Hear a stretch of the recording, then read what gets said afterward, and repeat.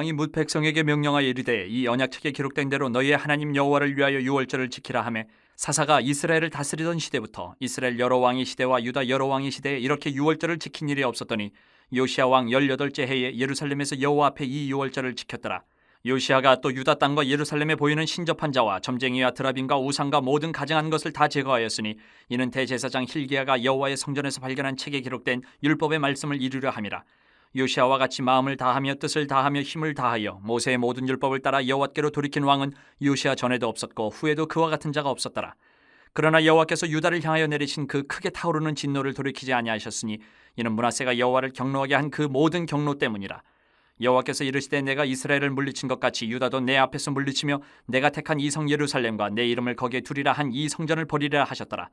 요시야의 남은 사적과 행한 모든 일은 유다 왕 역대지략에 기록되지 아니하였느냐.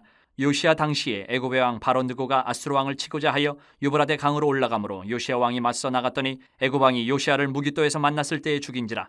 신복들이 그의 시체를 병거에 싣고 무깃도에서 예루살렘으로 돌아와 그의 무덤에 장사하니 백성들이 요시야의 아들 여호아스를 데려다가 그에게 기름을 붓고 그의 아버지를 대신하여 왕으로 삼았더라. 우리는 세상의 인정이 아니라 하나님의 인정을 받아야 되는 존재들입니다. 그리스도인은.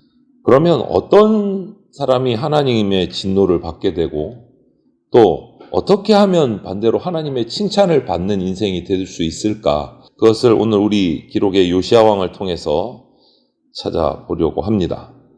21절부터 25절까지를 쭉 내용을 보면 하나님의 백성이 하나님께 칭찬받는 것은 너무나 잘 알고 있듯이 순종이구나 하는 것을 발견하게 돼요. 하나님 백성이 유월절을 지킨다. 구약에서 이것은요. 출애굽하는 그 이스라엘 백성을 이끌어내시고 어린 양의 피를 통해서 죽음에서 살리신 그 하나님을 기억하기 위해서 드리는 명절이 유월절이에요. 유월절. 하나님이 애굽에서 자유를 주신, 해방시키신 것을 기념하는 것. 이것은 하나님 백성의 정체성이라고 할 수 있어요. 왜냐하면 출애굽한 이후에 드디어 하나님께서 이스라엘 민족, 이스라엘 나라라는 역사의 기록이 시작됐거든요. 그래서 이건 하나님 백성의 정체성이에요. 이스라엘이라는 나라, 민족의 정체성인 거예요. 유월절을 지킨다라는 것은. 그런데 요시야는 그동안 제대로 지켜오지 못했던 이 유월절을 아니면 잘못된 방식으로 대충 지켰던 그 유월절을 이제 율법의 말씀에 적혀 있는 그대로 철저하게 지킬 것을 명령을 했어요. 그동안은 안 지켜도 그만, 지켜도 그만, 지켜도 하나님도 섬기고 우상도 섬기고 그냥 막 이렇게 섞여가지고 혼합적인 그런 하나님을 우상처럼 섬겼던 그 유다의 모든 것을 철저하게 철폐를 하고 우상을 다 몰아내고 제거하고 이제 율법의 말씀대로 유월절을 그대로 지킨다 선포를 한 것. 이 요시야의 신앙개혁, 종교개혁은요. 발견한 그 율법의 말씀을 그대로 실천하고 그대로 생활해서 이루어내는 게 요시야의 개혁이었어요. 여러분 오늘날 우리에게도 동일합니다. 바른 신앙은 바른 신학에 뿌리를 두고 있어야 바른 신앙이 됩니다. 그리고 하나님의 말씀을 바르게 적용해서 순종할 때 우리 신앙은 개혁되는 거예요. 우리 신앙이 바른 신학 위에, 바른 말씀 위에 세워지고 있는지 늘 점검을 해야 됩니다. 하나님 말씀에 순종해서 이처럼 언약 백성의 정체성을 지키고자 하는 사람을 하나님은 칭찬하시는 거예요. 우상 숭배에 빠진 사람, 하나님을 섬기는데 우상이랑 막 대충 같이 섬기는 사람, 하나님에 대한 신앙 고백, 하나님의 백성으로서의 정체성 지킬 수가 없어요. 혼합적인 신앙을 가지고. 방향을 정하고 오직 하나님의 백성으로만 살아갈 때 세상을 이길 힘이 생기는 겁니다. 우리는 진정한 유월절의 어린 양이신 이제 신약으로 넘어오면 구약에서는 어린 양이지만 그 어린 양의 영원한 상징이 누구십니까? 예수 그리스도. 유월절의 어린 양 대신 예수 그리스도를 통해서 우리는 구원받았어요. 구원받은 백성이라는 것을 기억하고 하나님의 말씀에 철저히 순종해야 됩니다. 그것이 칭찬받는 길이에요. 오늘 보십시오. 그렇게 말씀을 지키고자 열정으로 행한 요시야 왕. 오늘 24절, 25절을 보면 신접한 자, 점쟁이, 드라빔, 우상, 가증한 모든 것들을 다 제거합니다. 유다 땅에서 다 몰아냅니다. 철저하게 말씀을 기준으로 개혁을 이루어가요. 이런 요시야는요, 오늘 말 그대로 마음과 힘과 뜻을 다해서 하나님을 섬긴, 하나님께로 돌이킨 왕으로 평가되고 있습니다. 그래서 오늘 요시야 전에도 없었고 후에도 그와 같은 자가 없었다. 철저하게 하나님께로 돌아섰다는 것을 평가받은 거예요. 전에도 요시야처럼 섬긴 사람이 없었고 요시야 이후에도 그렇게 하나님을 섬긴 사람이 없었다. 엄청난 칭찬을 받은 거예요. 최고되었다, 최고. 어떤 삶의 영역에서도 물러섬이 없어야 됩니다. 내가 회개하고 하나님을 섬긴다는 것은 주일날만, 새벽 예배만, 공예배만 이게 아니에요. 삶의 모든 자리에서 24시간 모든 시간을 하나님 앞에서 순수하게 정결하게 드려야 된다. 모든 영역에서 우상의 찌꺼기 하나 남기지 않고 철저하게 제거하고 하나님만 섬겨야 된다. 교회 왔을 때만 성도처럼 세상으로 나가면 돌변하고 그게 아니다라는. 그리고 모든 우상을 제거했다고 또 결국 방심해서도 안 됩니다. 개혁 이후에도 작은 우상, 사소한 것 하나에 우리가 넘어질 수 있기 때문에 늘 경계하고 조심해야 된다. 우상을 철저히 제거할 때 하나님 앞에 모든 삶의 영역을 하나님께 드릴 때 우리는 칭찬받습니다. 반대로 그러면 진노를 받게 되는 경우는 당연하죠. 순종이 칭찬을 받으면 불순종은 진노를 받습니다. 이렇게 요시야가 열심히 개혁을 하고 하나님께로 말씀 그대로 돌아감에도 불구하고 하나님은 유다의 반역에 대한 역사 속에서 흘러온 반역에 대한 진노를 그치지 않았다라고 오늘 본문은 말씀해요. 심지어는 자기 이름을 두겠다고 약속하신 그 예루살렘의 성전, 그 유대인들이 이스라엘 사람들이 정말 애지중지하는 그 성전까지도 내가 버리겠다. 엄청난 선언을 하신 거예요. 성전을 떠나겠다라고 말씀하신 거예요. 그 이유는 요시야가 잘했지만 그 앞서 있었던 므낫세의 그 악한 통치가 하나님의 진노를 샀다. 하나님의 심판을 피할 수가 없다. 훌다 선지자를 통해 주신 말씀 그대로 유다의 심판이 임할 거다라고 선포를 하십니다. 요시야 왕의 엄청난 개혁, 철저한 개혁, 순수한 순종을 보시고도 진노를 거두지 않으신 것은요. 아무리 요시야가 순수하고 정결하고 위대한 왕으로서 하나님을 섬겼지만 므낫세가 저지른 죄가 너무 커서 그 죄가 아직 뿌리 뽑히지 않았다라는.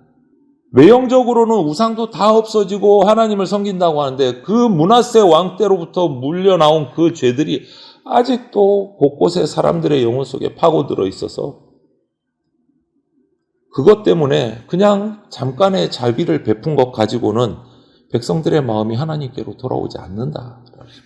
여러분, 이 모습을 통해서 우리가 깨닫는 것은 이 유대인들의 머릿속에 박혀있는 자긍심이 이런 게 있어요. 지금도 그래요. 다윗의 나라는 영원하다. 성전은 결코 망하지 않는다. 오늘날도 유대인들은 그렇게 자부하고 있습니다. 다윗의 나라는 영원하다. 성전은 결코 망하지 않는다. 그런데 이것이 오늘 이 므낫세와 요시야로 흘러오는 이 역사 속에서 우리가 받는 교훈은 아무리 그런 생각을 해도 하나님 앞에 순종 없는 이런 외침, 신념은 헛거다라는 것을 보여줍니다. 므낫세의 죄를 철저하게 빼기 위해서 하나님이 성전까지도 버리시는 거예요. 성전까지도 버리시는 거예요. 하나님의 사랑은요, 맹목적이지 않습니다. 잘잘못을 분명히 심판하고 따지시고 칭찬할 것은 칭찬하십니다. 요시야는 칭찬하고 요시야를 위해서 상을 베푸시고 축복하셨지만 므낫세의 죄악이 남아있는 것은 철저하게 심판하시는 거예요. 하나님의 은혜는요, 죄를 묵인하는 은혜가 아닙니다. 불의한 은혜가 아닙니다. 철저한 회개와 철저한 순종에 따라서 축복하시고 자비를 베푸시는 거예요. 그래서 우리는 오래 참고 긍휼히 여기시는 그 하나님께서 돌아오라고 말씀하실 때 즉시 순종으로 반응해야 됩니다. 그렇지 않으면 불순종은 하나님의 심판을 피할 수가 없어요. 그 불순종의 잔재가 므낫세가 죽었음에도 불구하고 하나님은 끝까지 그 불순종의 잔재를 지워가시는 모습을 봐요. 이처럼 우리 인생은요, 하나님의 은혜로 그 하나님이 세우신 계획, 목적 안에서 우리가 상상하고 이해할 수 없는 신비한 방식으로 흘러갑니다. 요시아가 너무 잘하니까 예전에 잘못했던 거 다 용서해 주시겠지. 결코 그렇지 않습니다. 요시아는 그런 계획을 이루면서 오늘 보니까 또 의아한 점이 하나 나와요. 아수르로 향하는 애국 왕을 저지하려다가 전쟁에 나가서 전사를 합니다. 저는 이것을 성경을 처음 읽으면서 참 이상하다. 왜 이렇게 갑작스럽게 죽게 만드실까?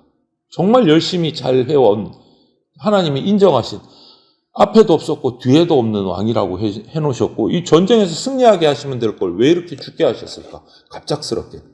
좀 유감스러운 장면이에요. 위대한 신앙개혁을 이룬 왕의 최후라고 보기에는 좀 이게 뭐지? 라는 생각이 들 때가 있어요. 하지만 우리 인생의 모든 순간순간은요, 하나님의 계획, 하나님의 목적이 담겨져 있습니다. 우리는 100% 이해할 수가 없어요.